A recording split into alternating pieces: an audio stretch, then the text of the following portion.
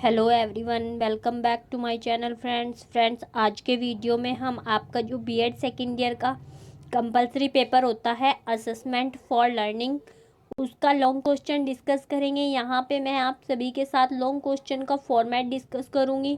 और हमारा जो लॉन्ग क्वेश्चन है ये सीसीएस यूनिवर्सिटी के 2015 से 17 वाले बैच के प्रीवियस ईयर का क्वेश्चन है।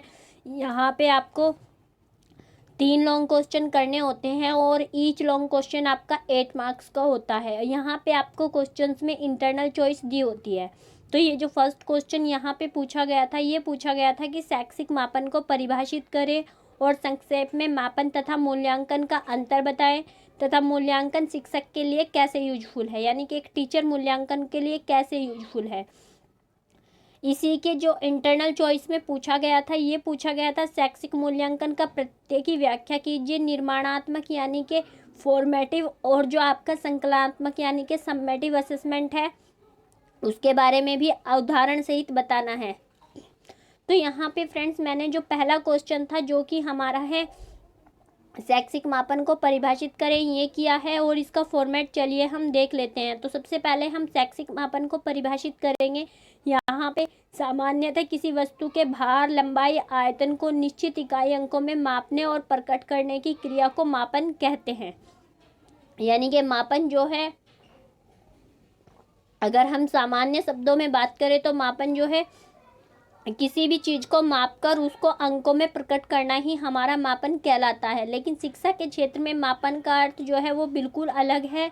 शैक्षिक मापन में छात्रों की शैक्षिक उपलब्धि के साथ साथ उनकी बुद्धि, उनकी रुचि, उनकी अभिक्षमता, उनकी अभिवृत्ति तथा उनके व्यक्तित्व का मापन को भी शामिल किया जाता है। इसके अलावा शिक्षा के उद्देश्य, पाठ्यचर्या, शिक्षण विधियाँ तथा शिक्षक की शैक्षिक क्रियाओं का मापन भी शैक्षिक मापन में ही सम्मिलित है। इस प्रकार हम कह सकते हैं कि शैक्षिक मापन एक व्यापक प्रक्रिया है जिसमें शिक्षा से संबंधित सभी प्रक्रियाओं का मापन किया जाता है। तो यहाँ पे आप 2 परिभाषा दे देंगे। सबसे पहली परिभाषा है एस स्टीवेंस के अनुसार। एस स्टीवेंस इन्होंने 4 तरह के मापन भी बताए हैं, ये आप याद रखिएगा। मापन किन्हीं स्वीकृत नियमों के अनुसार वस्तुओं को अंक प्रदान करने की प्रक्रिया है। यानी कि शैक्षिक मापन वह प्रक्रिया है जिसके द्वारा शिक्षा प्रक्रिया के विभिन्न अंगों की उपयोगिता, शिक्षा से जुड़े विभिन्न व्यक्तियों की क्रियाओं की उपयोगिता, छात्रों की बुद्धि, अभिक्षमता, रुचि, अभिवृत्ति तथा व्यक्तित्व एवं शैक्षिक उपलब्धियों आदि को निश्चित मानकों के आधार पर देखा परखा जाता है और उन्हें निश्चित मानक शब्दों अथवा इकाई अंकों में प्रकट किया जाता है। यहाँ पे आपने बिल्कुल क्वेश्चन के अकॉर्डिंग चलना है। क्वेश्चन में पहले शैक्षिक मापन को परिभाषित करने के लिए कहा गया था, तो इसको परिभाषित करने के बाद आप मापन तथा मूल्यांकन में अंतर बता देंगे। तो यहाँ पे आपने अपनी कॉपी को ऐसे 2 पार्ट्स में डिवाइड करते हुए मापन तथा मूल्यांकन में अंतर बता देना है। तो मापन क्रियाओं में किसी वस्तु, प्राणी अथवा क्रिया को निश्चित मानक चिन्हों, शब्दों या इकाई अंकों में प्रकट किया जाता है, जबकि मूल्यांकन प्रक्रिया में इसके जो मापन के परिणाम हमें प्राप्त होते हैं इनकी व्याख्या भी की जाती है।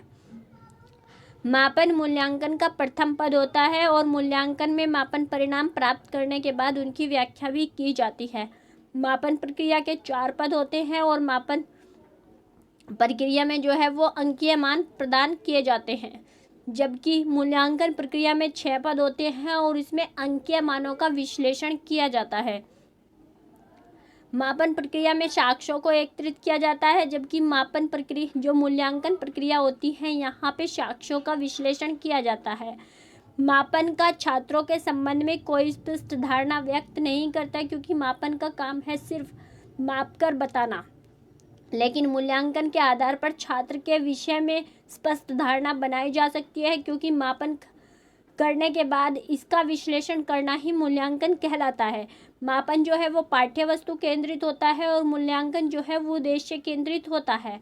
मापन के परिणाम के आधार पर व्यक्तियों को सही निर्देशन नहीं दिया जा सकता, क्योंकि यहाँ पे हम जो मापन के आधार पर अंक मिलते हैं उनका जो है विश्लेषण नहीं करते, ना ही उनके कम तथा ज़्यादा आने के कारण का पता करते हैं, जबकि मूल्यांकन में इन सभी कारणों का पता किया जाता है और इसी आधार पर हम उसके आधार पर सही तरह से निर्देशन दे सकते हैं।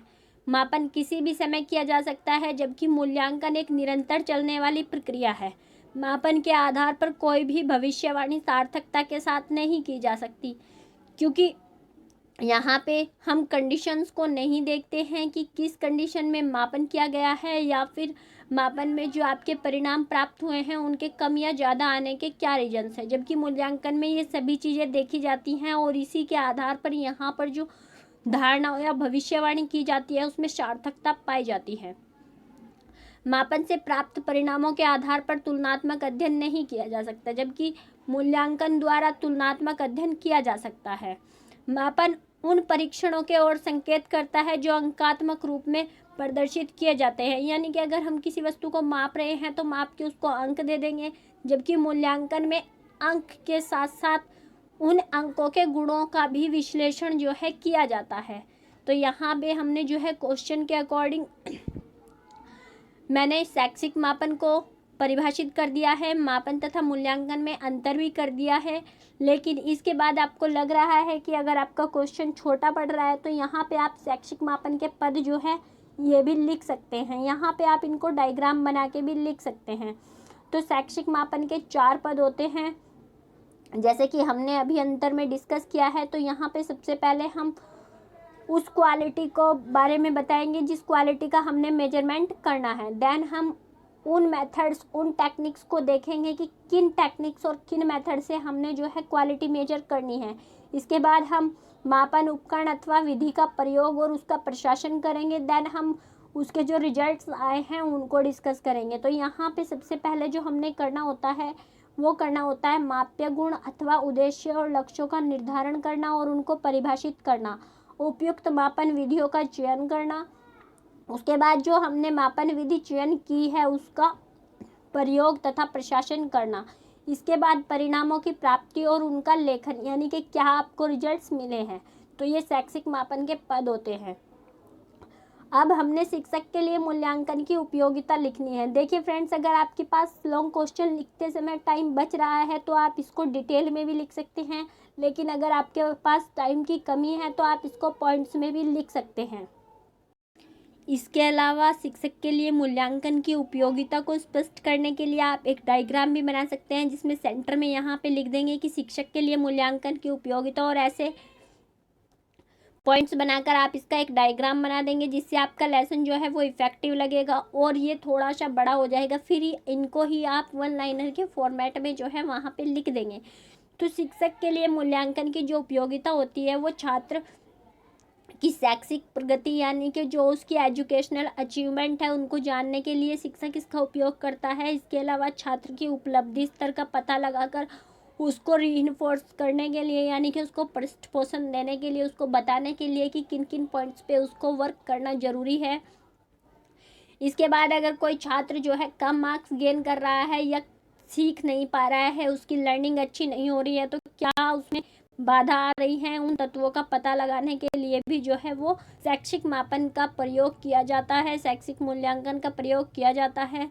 शिक्षा की तत्कालीन समस्याओं को जानने तथा उनका समाधान खोजने के लिए भी शैक्षिक मूल्यांकन टीचर के लिए उपयोगी है। इसके अलावा टीचर जो है मूल्यांकन से वो अपनी जो टीचिंग मेथड है या फिर उसका जो शिक्षण है उसके स्तर का पता लगाने के लिए भी मूल्यांकन कर सकता है, ताकि उसको पता चले कि उसने जो पढ़ाया है वो बच्चों को किस हद तक समझ आ रहा है। अगर बच्चों को नहीं समझ आ रहा है तो क्या क्या चेंजेस टीचर जो है अपने टीचिंग मेथड में कर सकता है। इसके अलावा शैक्षिक जो शिक्षा के उद्देश्य होते हैं उनकी उपलब्धि की व्याख्या करने के लिए, इसके अलावा छात्र की योग्यता के आधार पर उसको जो गाइडेंस है वो देने के लिए कि छात्र में कितनी योग्यता है, उसके अनुसार छात्र फ्यूचर में क्या कर सकता है, इसके लिए भी हम इवैल्यूएशन कर सकते हैं। इसके अलावा जो हमारी एजुकेशन पॉलिसीज़ एट प्रेजेंट चल रही हैं उनका इवैल्यूएशन करने के लिए भी टीचर जो है वो इवैल्यूएशन करता है, और ये टीचर के लिए नई शिक्षा नीति या जो शिक्षा नीति वर्तमान में चल रही है उसका विश्लेषण करने के लिए भी मूल्यांकन की उपयोगिता टीचर के लिए होती है। इसके अलावा मूल्यांकन जो है वो टीचिंग मैनेजमेंट को जानने के लिए या फिर कक्षा के स्तर को पता लगाने के लिए भी टीचर द्वारा किया जा सकता है। इसके अलावा छात्रों की जो निदानात्मक टीचिंग होती है, उसके बाद छात्रों को जो उपचारात्मक शिक्षण दिया जाता है उनकी कमियां जानकर इसके लिए भी टीचर जो है अपनी जो मूल्यांकन पद्धति है इसका यूज कर सकता है। तो यहाँ पे फ्रेंड्स देखिए, मैंने पूरा लॉन्ग क्वेश्चन आपके साथ डिस्कस कर लिया है और मुझे नहीं लगता इसके अलावा इसमें कुछ और लिखने की आवश्यकता आपको पड़ेगी। अगर आप इसको और इफ़ेक्टिव बनाना चाहते हैं तो यहाँ पे आप जो है डायग्राम्स का यूज कर सकते हैं, वो आपकी पर्सनल क्रिएटिविटी होती है। इसके अलावा यहाँ पे आप 2 से 3 लाइन का एक जो है कंक्लूजन भी लिख सकते हैं। तो फ्रेंड्स, आई होप ये वीडियो आप सभी के लिए हेल्पफुल रहेगी और ये जो लॉन्ग क्वेश्चन का फॉर्मेट है आप सभी को पसंद आएगा। इस वीडियो को देखने के लिए आप सभी का धन्यवाद। Thanks for watching.